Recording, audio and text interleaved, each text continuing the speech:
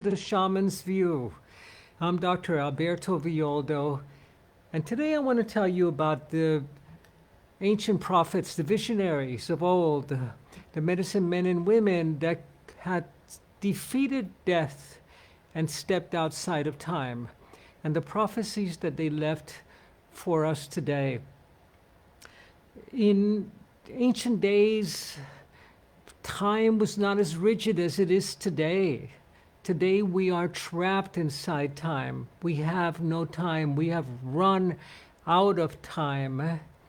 But the ancients knew that the impact of your actions would last in time for up to 7 generations. They would diminish in intensity, but would impact the lives of your children and your grandchildren for 7 generations, 200 years. Extraordinary.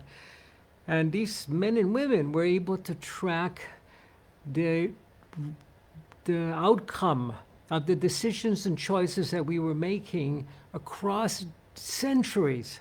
And they foretold the crisis that we would be living through today. In fact, they could track through time the same way that they could track a deer through the forest, because everything leaves a track in time. So I'd like to speak to you about the trials that they foretold for humanity that we would be going through today. Now, these prophecies were not anchored to a specific date, but to a set of events that would be happening. And the main trigger event would be the disappearance of species. And today we're living in a great extinction event where more species are dying every year than they have ever before in all of the extinction events that have preceded this one. And this is what would trigger the trials for humanity. Because remember that in the story of creation of the indigenous people, creation was not complete. On the 7th day, the Great Spirit said, I created the whales and the butterflies. Aren't they beautiful? And now you finish it. You complete creation. Whereas in the Western mythology, creation was finished on the 7th day. And all that was left was the discovering of the laws of physics and the naming them, the naming of the plants and the animals. But for indigenous people, we are the stewards of creation. We are continuing to create. We are co-creators. We're not measuring and quantifying and naming the species that are in the earth. We're co-creating them. And when we stop co-creating, creation stops. And then we have to go into the great cycles of destruction and new creation. It's like when you don't maintain your automobile or your marriage, you have to take it in for a complete major overhaul of your relationship or of your automobile. And that's very expensive. Well, today, because of the neglect that we've had in the West towards the stewardship of the earth, we're going through the major overhaul of humanity. Not of the planet. The planet will be fine. But we're not so sure that humanity, in effect, will make it through this one. So they were able to do this because they understood that time did not fly like an arrow only. It did not flow only in one direction. That time would figurate back onto itself and pretzel, and it was convoluted, and the past informed the present, but the future could also leak through and guide the present towards a desirable destiny. And this was the task of the medicine men and women that participating in co-creating. They were the co-creators that took on the stewardship of all life in the planet. And they did this by tracking a desirable destiny. Not a probable one necessarily, but a desirable one that they could identify and install in the timeline of the village to be sure that they met the bison or the fish for the fishermen, or install in the timeline of humanity to be sure that we became the stewards not only of the earth, but of all future generations. And in neglecting to do so, we've come up for the big overhaul. And they foretold 4 different trials that we would have to go through. In my conversations with the shamans of the Andes, and the elders, by the way, are in constant prayer and ceremony right now for you, for me, for all of us, for all of humanity. Because the only species that is in terrible danger of becoming extinct very rapidly right now are humans. There are many other species that are compromised, but humanity is facing a great crisis that is inviting us to take a quantum leap, to go through the great transfiguration, the transformation of this human that we know today, and birth a new human. And we don't know that we're going to make it. So I want to tell you what these trials were, the ones that we're in right now, and how the shamans know that we are close to the dawn. We're nearing the time of the dawn. But remember that it's the hours before the dawn that are the darkest. These are the darkest times that we're living in. And I feel that it's my responsibility and the responsibility of all of us who are medicine carriers, who carry the earth medicine, to speak about the good news and about the possibilities. I remember 30 years ago, we were all talking about the bad news, about what could happen, about ecological crisis, about climate collapse, about the end of time. Today we have to speak about the possible, about the good news. And the good news is that we're in the 3rd of these trials out of 4. And let me tell you what they are. And after the 4th trial, this would mark the beginning of the return of the Lord of the dawn, the return of the dawn, of the morning star. And Venus, by the way, is a morning star right now. So the return of the Lord of the dawn. The trials would be the trial by fire. The second would be the trial by wind, the trial by water. We're already in the midst of a trial by fire. The world is on fire. The temperature of the planet has been turned up tremendously. There are wildfires raging through California, Australia. The Arctic is burning up. The tundras in the Soviet Union in the far north are smoking right now. The planet is on fire. The heat of the sun has been turned up. The earth is cooking. The highest temperatures ever recorded, ever on record, have been recorded this summer in Southern California. So we're in the midst of the trial by fire, and these trials will continue. The next is the trial by water. The trial by water, the storms that we've been getting. In some places, tremendous drought, no water.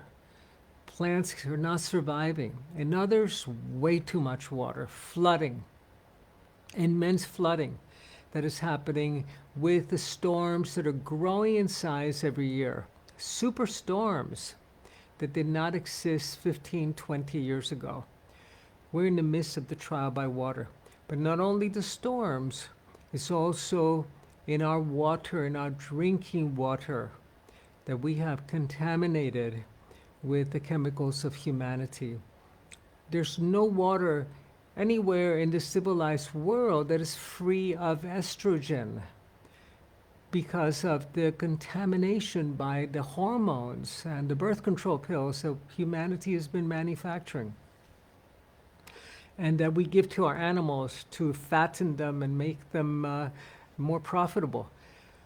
So the trial by water, we're in the midst of it.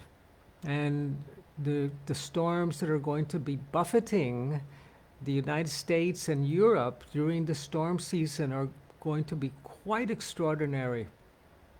And we know that. You don't need me to tell you this. You can read this in the news, and this is in the forecast of the weathermen. Now, the forecast of the weather experts only goes one season at a time. The forecast of the shamans are 500 years at a time.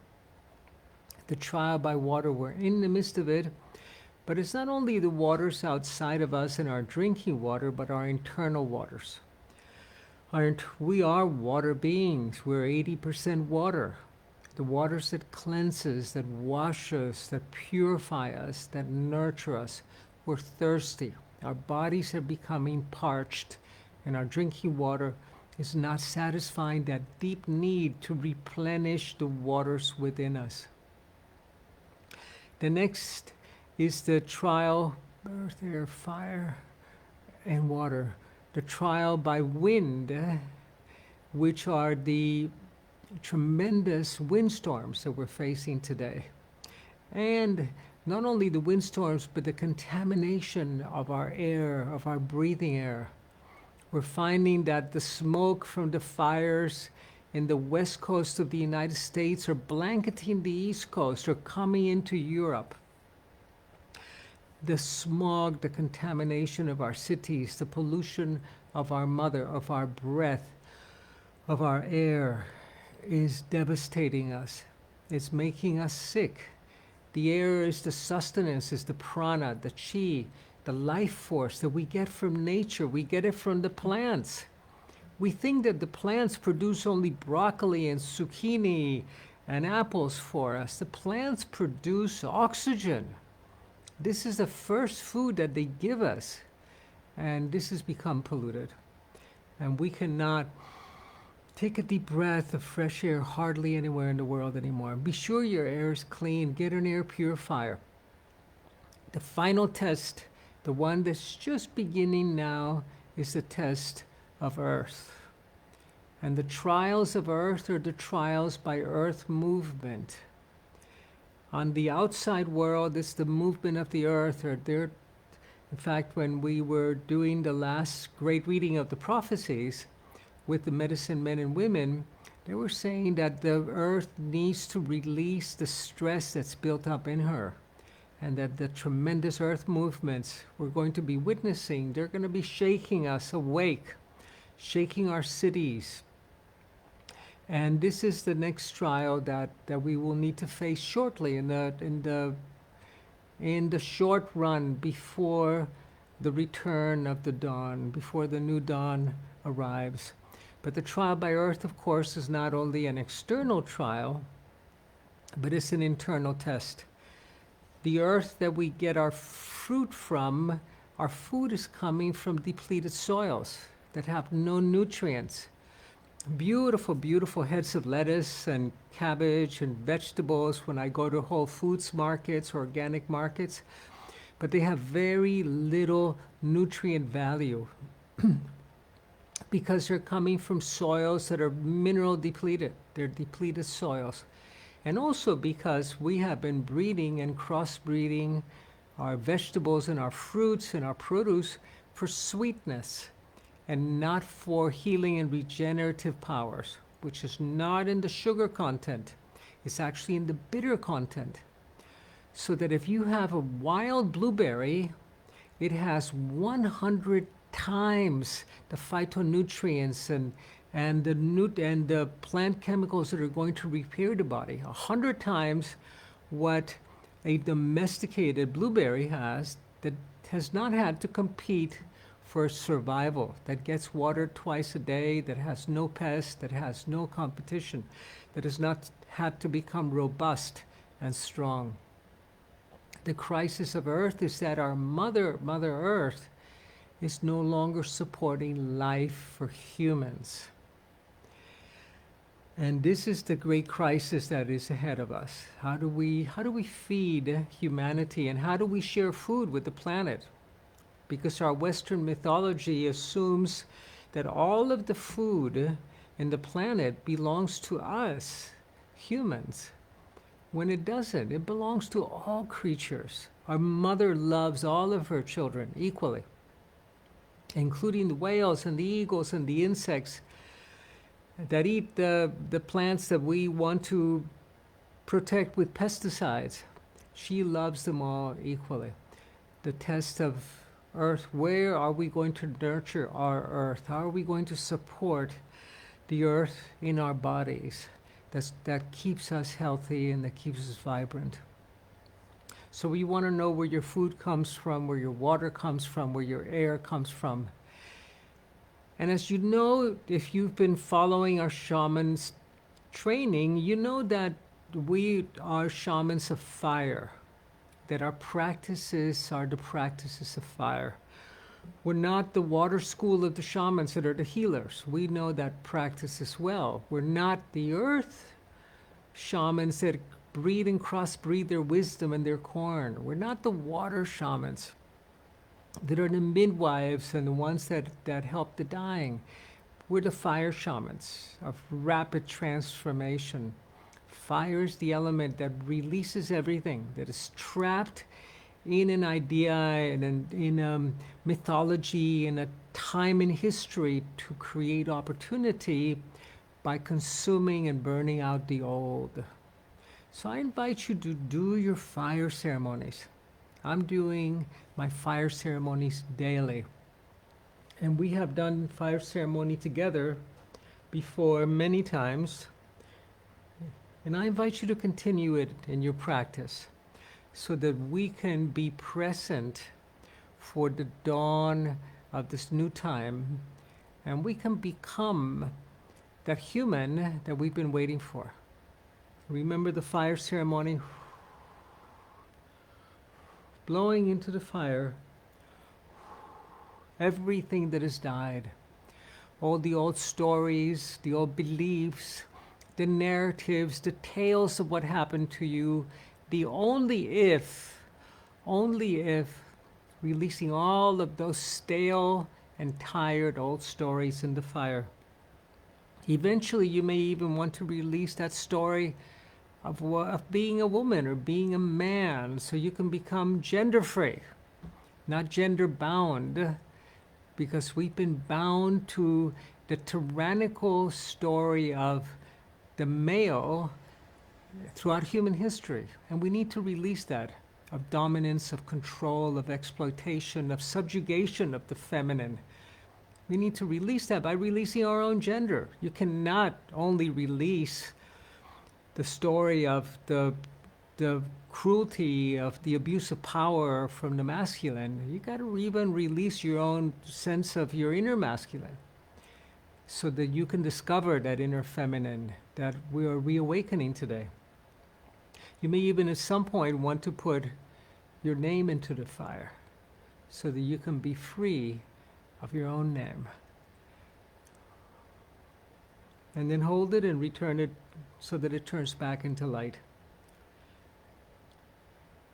I do the fire every day because we are at the height, at the peak of this great transfiguration.